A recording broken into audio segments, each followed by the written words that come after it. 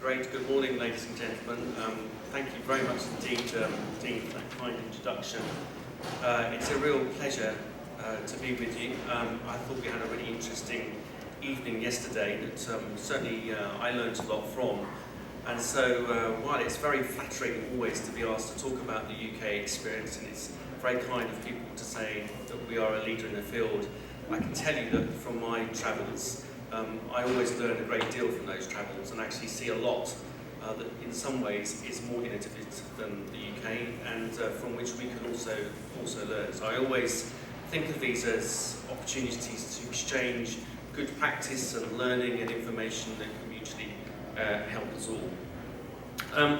So let me just very quickly explain those two roles that you have there. So as National Director, I was appointed by the government shortly after the passage of quite a key piece of legislation that went through Parliament, a not very popular piece of legislation, I might add, and was asked to lead the NIHR's National Institute for Health Research's, and I'll talk about NIHR a bit later what it is, efforts to integrate research much more into the National Health Service from a patient and carer and a public perspective. So I oversee everything that we do in NIHR with regard to involvement, engagement and participation. The chair of involved position is a public appointment by the Chief Medical Officer. I actually stand down this year, and in my position as chair I head up an advisory group which in traditional terms I think was set up to advise the chair to advise the then Chief Medical Officer about how to advance and promote public involvement across the UK. That position has changed quite a lot, as has the organisation, and I'll come back to that. Hopefully that will give you a little bit of an explanation of those roles. My background is very much began in charities, in communications and public affairs and campaigning, and then about 10 years ago I began to devote more of my time to public involvement in research, and have become very passionately committed to it as my life, really, my work life. So I thought I would start off with a few contextual remarks. I think they relate to public involvement wherever you are in the world doing this, but there are some sort of UK, United Kingdom nuances that I thought I'd also share with you. So people often ask about the origins of public involvement. They often ask what is public involvement. And I know you have the term public engagement. I'll come back to that in a minute.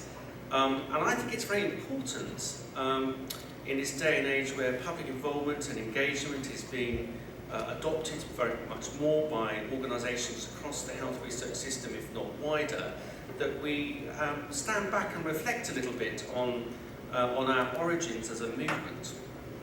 And I think if you talk to patients and caregivers and the public who are interested in research at the moment, I'm sure that a lot of this quite emotive motivation behind what they do still exists, and is why they want to do work with researchers and health professionals. So for me, the public involvement journey is a journey from being seen as a subject, something to which something is done without any right or any say over how that happens. It's still encapsulated. I don't know what it's like in Canadian law, but certainly in UK law and regulation, it talks endlessly about human subjects to which things are done. So a very disempowered position for patients and the public to be in when it comes to research.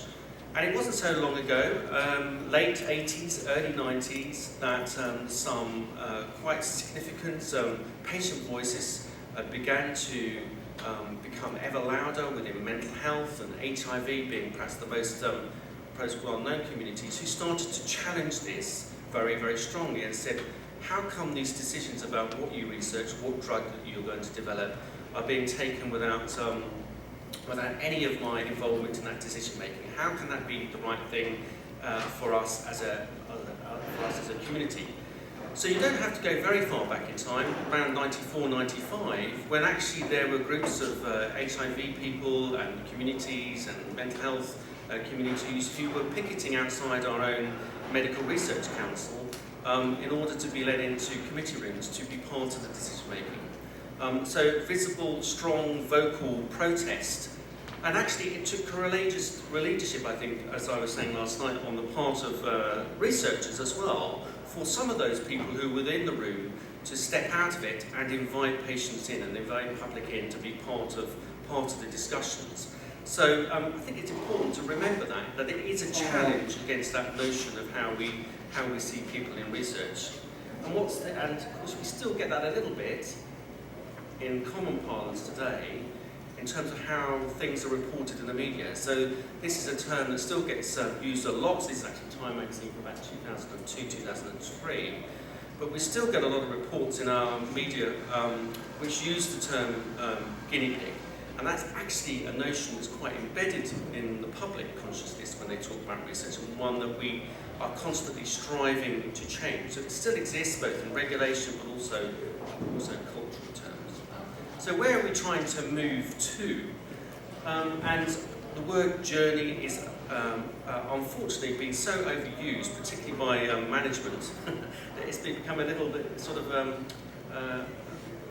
negative connotations. But it is a journey from that point of being seen as a subject to being seen as a full partner in the process of research, from beginning to end.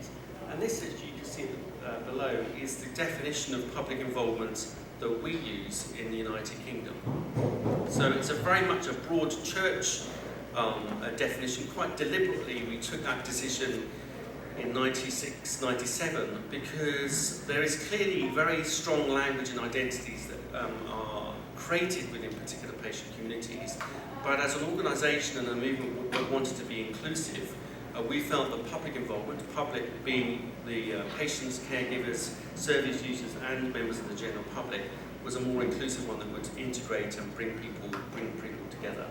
And involvement, as defined here, is what we're really going for. This is our moral compass. We would regard engagement as being a sort of mutual dialogue which will hopefully raise awareness and understanding on both sides in that dialogue. And participation as a much more sort of linear, taking part in perhaps a clinical trial as a participant. But involvement has at its heart a push towards greater democratic decision making around research. So equality around the table, that patients, the public, service users have a right to take part decisions with their research colleagues and health professionals to do research that's relevant and going to be of benefit to them and which is going to pick up their priorities. So this is the journey that we're on, and I am under no illusions that we are still some way off that ideal end. And in fact, I think every phase that we go through as a movement, we meet new challenges and barriers, but also new opportunities as well. And I think it's worth reflecting on those. I will come back to that towards the end. However, I do think it's worth sort of just stepping back. I don't know what it's like here in the. Sorry, we had a few clicker issues last night. I don't know. Is it the right one? Right one. Forward. Yeah. Can you do it for me? Thank you. It says desperately. However, I think we have many things going on in the United Kingdom, as you can probably know. Not all of them very good, and lots of them creating quite an unstable atmosphere for science and research in particular. But one of the very stable things for us, and one of the very positive things for us, I think, in the research system, is that we've nurtured a very supportive public culture towards research and science and scientists, which I think is probably underestimated in the role that it might play going forward. And so for us, this is really critical, I think, and I tend to divide it into four main things. What are the features of that public support?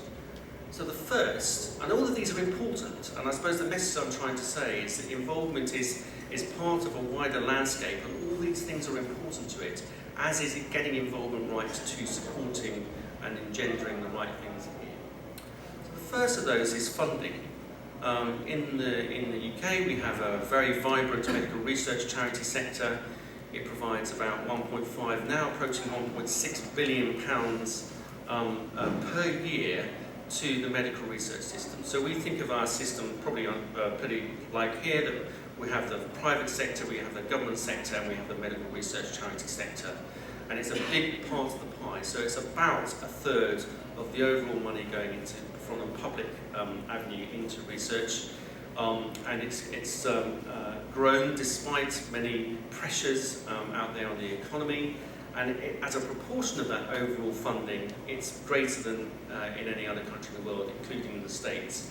And the other interesting thing about that money is it's all peer-reviewed. So quite a lot in other countries, you'll get private foundations, private charities who will fund a particular group of scientists or hospital or things. Now, I'm not criticising that, but I can tell you that every penny of that money that goes from our charity sector goes through a formal peer review system that's actually been established by the Association of Medical Research Charities and is independently audited and reviewed every 5 years. So we feel as though we've got a charity sector that's aligned to the public interest, if you like, to put most simply. So that's a really important thing. And it's a really important thing to recognise that people, when they go and run a marathon and when they go and do silly things, you know, in costumes up and down the country, they are doing it because they want to be part of a solution. They want to see things that have affected their family cured or cared for better. And that's a very strong motivation, positive motivation that we need to nurture. The second feature is political support, and I mean that with a small p. But you'd have to go a long, long way back in our parliament to find a vote that actually went against health research and went against the requests by scientists to extend their license to do things like stem cell research or hybrid embryo research or any other thing. And that's primarily because typically they tend to be free votes, but more importantly, it's patients and caregivers who write to their MP, who persuade them that actually going through the yes lobby for a measure is the right thing to do because it's going to help their constituents. So that voice on a political level is very important, and it's getting more important as the years go on, I think. The third feature is altruism. So we probably hear a lot over the course of the next few days about why people go into research, what motivates them. Well, all our survey evidence and all our experience of talking to people is that yes, they do want to benefit from perhaps new treatments or new interventions or a different way of doing services, but actually more important to them is to help someone else like them. And I often meet people when I go to public meetings saying, look, Simon, I know this treatment, even if it works, isn't going to benefit me because I'm probably going to be dead in 6 months or a year or 2 years. But the reason why I am doing this is because it may help someone after me so that they don't have to go through the same lived experience. And so that altruism is, again, a very positive aspect of culture. And I think there probably is something a little bit unique there about how it's been created around our NHS, free at the point of delivery and all those sorts of things, a culture of giving in charities, etc., etc. But I'm not saying it isn't existing elsewhere. And the last one, which is what the bulk of my talk is going to be about this morning, is that passion and desire to be part of the decision making, to be involved, to be contributing. And I think one of the things that we've underplayed in public involvement is actually, for a lot of people who do this, yes, there's that radicalism, that's their desire to change the system, but there's also a sense of civic duty for many people. I want to do this because I want to contribute to a better society, and I see the way we do science as an important marker for whether we're a noble, good, dignified society or not.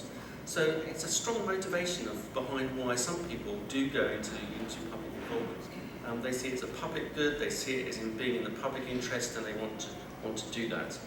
So I think that's a very positive context on which to reflect, but also it's part of saying, actually, we need to think of our relationship with the public in the broadest of terms and understand both its complexities, but also sometimes the very simple things that are going on, and not overcomplicate those things.